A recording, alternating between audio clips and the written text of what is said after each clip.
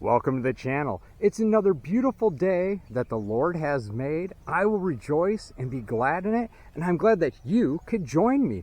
Welcome. So as you can see from the title, this is the Case K-84 Snowcaster. So let's go take a look at that thing and see what we need to do to get this thing working and get it mounted maybe on the case. Wouldn't that be nice? This is going to be fun. Let's get to it. There it is. This is what I've acquired. Ooh, So this is a Case K-84 Snowcaster. It's the 48-inch wide one, and also he threw in some homemade wheel weights. So I was geeked about that, and you're probably asking, well, I asked, why am I going for this one? And I know what you're thinking. You're thinking, well, because it's a Case implement, and you have a Case tractor. True, but in my opinion, honest opinion, and this will probably cause some controversy, these Case Snowcasters are probably the best single stage snow blowers that you can come by. I mean, they throw the snow. So let's kind of look around it, and I'll kind of tell you the history of what I know about these things. Okay, so here's the history that I know about these, is that they made aftermarket ones and all that stuff, but the most popular ones you can come across are the K80 and the K84. The K80 is like a 38-inch wide one, and the K84, which is the big one we've got here, is the 48-inch. The K80 was designed for like the 222 and smaller tractors, and then this K-84 is designed for 222 and up tractors. At least that's my understanding on it, and you know, they bolt on whatever just fine. Also, I was noticing on this thing, which I thought was actually kind of funny, is it has wheels, and I have never seen that on a Snowcaster before. I mean, I could be wrong, but usually they have like sliders, and this looks like, it's hard to see, but it's like it's a slider with the wheel bolted on. And the first thing I thought was, oh, those are just, you know, mower deck wheels, right? But when I come over to the mower deck, these wheels are that big, and these wheels are actually bigger, like by maybe 1.5 inches, 2 inches. So I don't know, maybe one of you guys knows if that was an option, or maybe he made it. The thing is the bracket that they're on is painted orange, but I guess he could have cut the skidder, and then I don't know. The reason why I say he may have done that is because I got this from a gentleman whose father had a Case 444, and he took this and was going to mount it on a Simplicity, but when he realized that there was some stuff that needed to be done, and it was just beyond the scope of what he wanted to get involved into it. So I picked it up for, you know, a good deal, and it should fit directly on our 444. After walking it around a little bit, though, I have noticed that there's some chunks here. It's, you know, but we can straighten that out. Everything seems to move fine. I can't really see anything wrong there, and even the shaft here it's not loose. Everything, I mean, it looks like it's in really good shape. Even and he must have stored it maybe inside, or it was like kind of in a shed.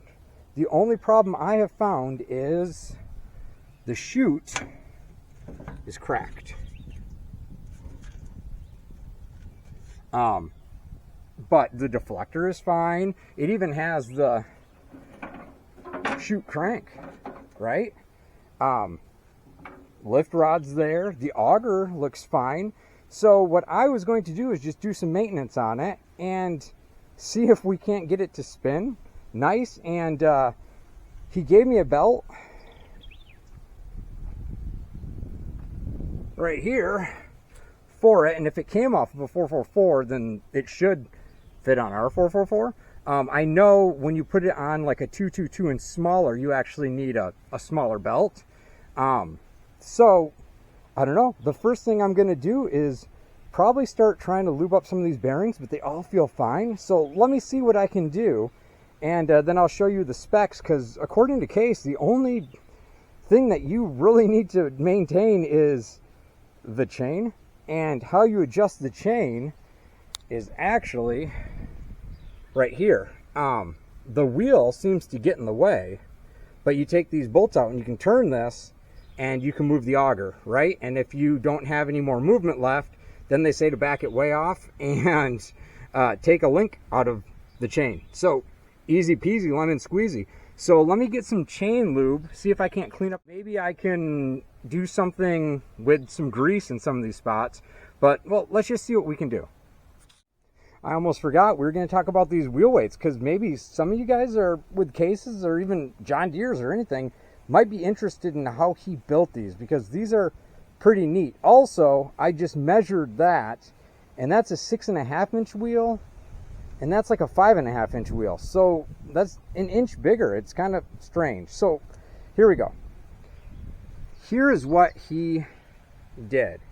This is just cement, and it's got a bolt with a pile of washers on it running all the way through it, and then there's this bar which looks like, you know, 1/4 inch, and it is got a nut welded to it that bolt is threaded into, and then here these are welded in so you can bolt them through. My guess is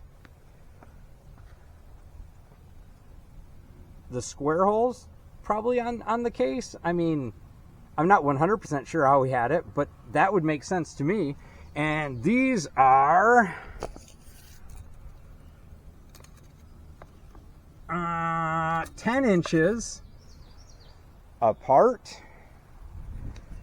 and these are, go figure, 10 inches apart. So yeah, they bolt through to the rim by these, and then this is just cement. And in fact, I weighed these, and these are both 58 pounds a piece. So that's some pretty good weight, and I'm sure it's a lot cheaper than like $200-300 for wheel weights. So yeah, let me get back to this. I need to clean this thing all up. It is gross.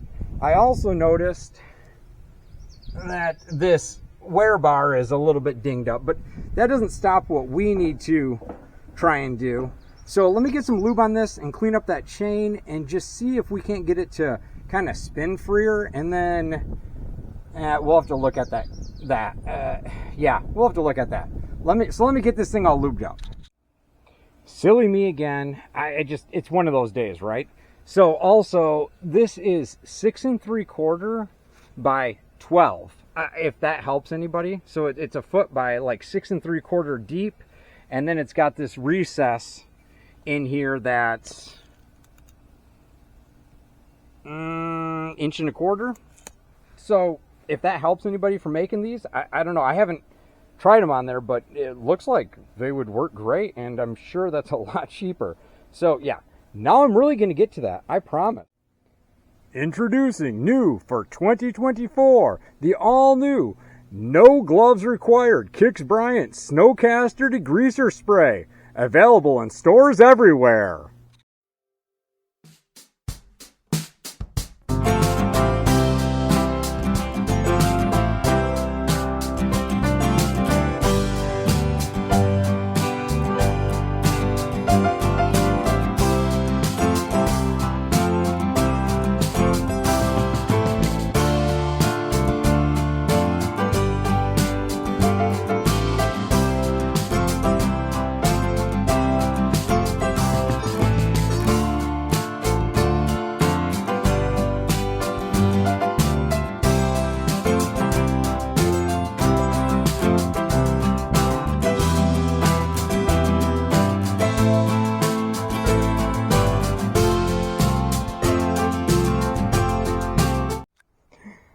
I don't know if that made it look better or worse.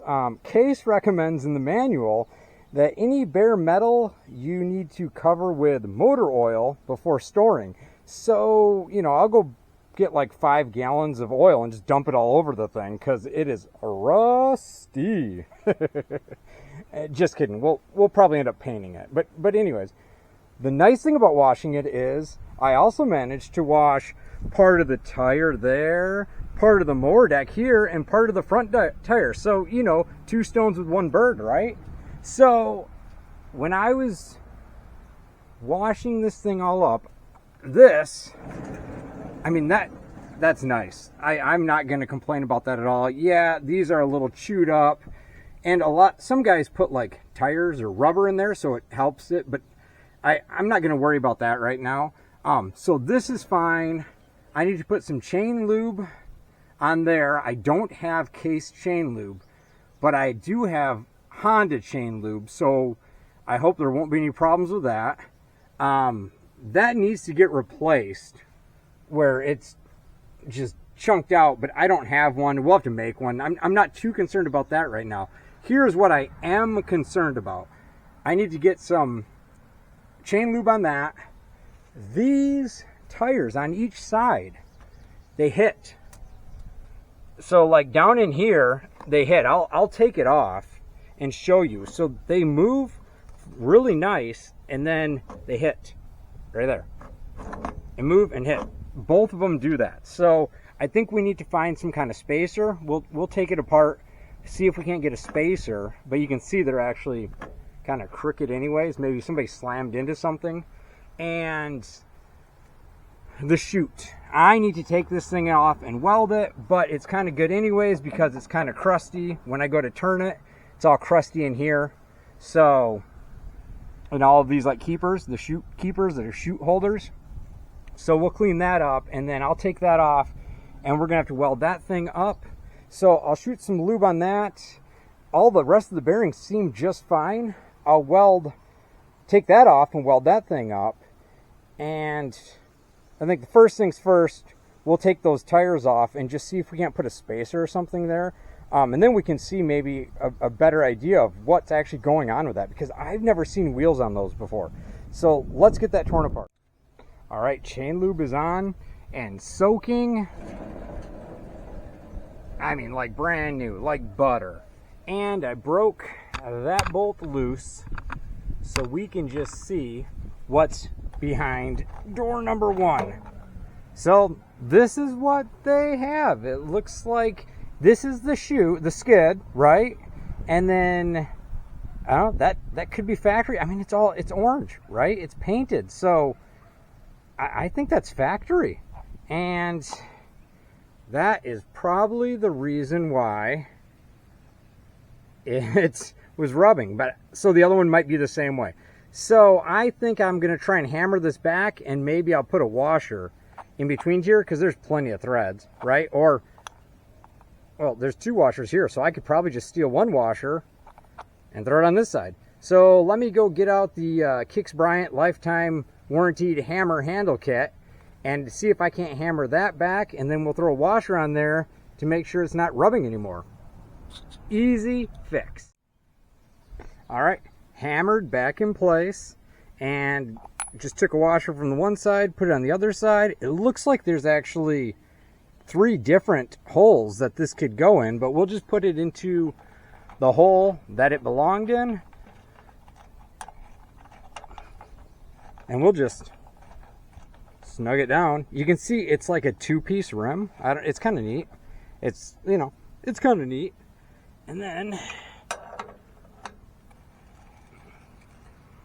there we go. No longer rubbing. Fixed. So now all that's left to do, man, that thing is wobbly too. Well, it doesn't rub anymore. So now let's just go to the other side. Oh man. Okay, I figured out why it was wobbly. This part of the rim wasn't all the way in the tire. So now it's perfect. So let's go to the other side and fix it also. All right, so this one's all fixed. Fine. It just needed a washer. It wasn't bent. There's nothing wrong with it. Yeah, it just needed a washer. So it shimmed it out, and now is just fine and freely. So it's weird that there's still the slider is on here. I'm just still trying to figure it out because, like I said, I mean, maybe these are popular. I don't know. I just haven't seen them. So the only thing I can think is maybe it's for like gravel, so you don't, I don't know, or asphalt, or maybe concrete. Dun dun dun, concrete. All right, enough horsing around. So looks like to get this off, we need to take a bolt out of here. 1, 2, 3. And then we can pull this thing off and we can weld that gigantic crack back together. Oh, yeah, it's actually where because here's a little bead of weld, and then, like from the factory, here's a bead of weld. So this bead of weld broke, and we're just going to weld the whole thing up. So let's get this thing off, 3 bolts, no big deal, and grind it up and see if we can't stick it back together. And ka-cha! So let's get this thing all welded up and see if we can't, well, it looks like it's starting to pull apart on this side too. So let's see if we can't get this thing all welded up and see how she works. All right, so this isn't so much a welding tutorial, but I'm just going to show you what I'm doing. So I have it clamped back in place, and I ground it. I ground the entire crack all the way down and then past. It ends there. I'm going to tack weld it here to hold it together, and then I'm going to come in with a drill bit and drill the end of the crack. So that way the crack can't keep spreading, and then I'll fill it in, and we'll grind it smooth or leave it how it is, because you can see their original spot welds are here. So yeah, let's get to that. I hope maybe that helps somebody. It's not a tutorial, but I'm just showing you what I'm gonna do. All right, there we go. Perfect? Nope. Good enough for who it's for? Yeah, you betcha. So it's all welded up. The other side's welded up. And then I hit it with a little orange paint that doesn't match, but at least it's covering it. Because this whole thing needs to get sanded down and completely repainted. But at least that's protected for now. So let's get this thing thrown on and see how it looks. All right, back on. Looking good. So the last thing we need to do is check the chain slack. So the chain down here is, runs the auger, right? And so halfway down is about here on the chain, and it needs to have about 1/2 of an inch of play. The case says 3/8 to 1/2 inch. So I already measured it because I don't even know how I can do it with the tape measure and holding this, but it has already got 1/2 inch of play, so it is great. I guess it could be tightened a little bit, but I'm not too concerned with that. If you did need to tighten it, these 2 bolts, and you turn it, and it'll tighten it. And then you need to go over to the other side and do the same thing, so that way it's even, right? So that way your auger's not binding. It's just that easy. Super easy. A great concept. So, chain, check. Fixed, check. Everything has been lubed and cleaned up, check. Wheels, check. So I think we're ready to just put it on the case. All right, first things first, mower deck off. Man, I really wish it was this easy in real life. Ka-cha! So it's off. All that's left to do now is to put the snowblower on. And you can see from right here, it just has those quick pins. Yeah, and that just goes down here. So super easy. Let me get it on, let me get the arm all on, and then we'll go over it and I'll show you how it all goes together. It's on. So the struggle was real with that one. I need to put down some cement because this ground is uneven. The struggle was real. So anyways, it's on now, and it's, like I said, it just goes into the snap fast pins, boom, and then the belt goes on your clutch pulley, right? Goes down, and this is a spring tension pulley So you can push up on it and you get the slack. And well, this is how it goes. Engine, spring tension pulley, fixed pulley, right? Boom. Just like that. So all that's left to do now is see if it works. I mean, theoretically it should. And then here's the lift arm. Boom. And it goes up to this rusty washer, right? And so it lifts it up and down. The only thing I can see is this bar is really close to the muffler. Now, that doesn't mean that maybe they had a shorter muffler on it or something, but I could see how if I lift this thing up, it's, you know, I can't, it's going to hit. But it's also kind of bent. So maybe it hit theirs too. Anyways, so let's give this thing a try and see how it works.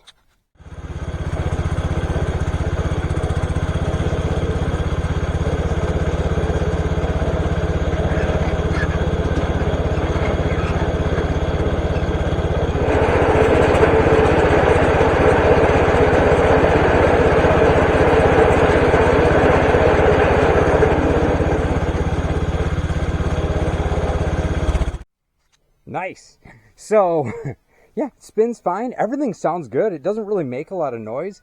However, this, it hits here.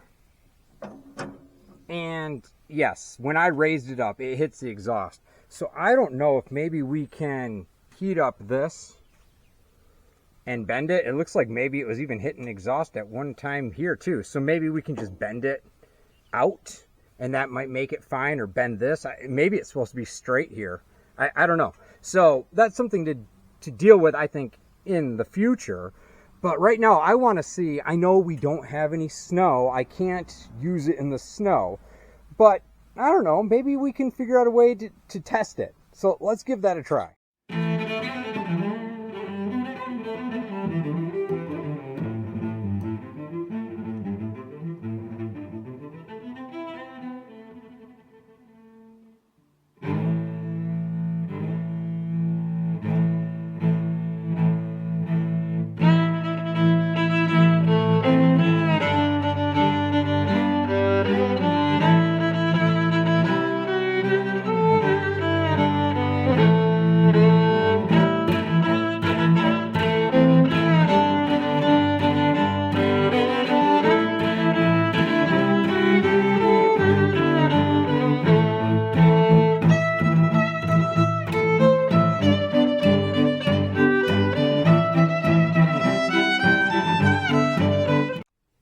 Well, it definitely works. I mean, iceberg lettuce, get it? Ice, you know, ice, snow, ice and, okay.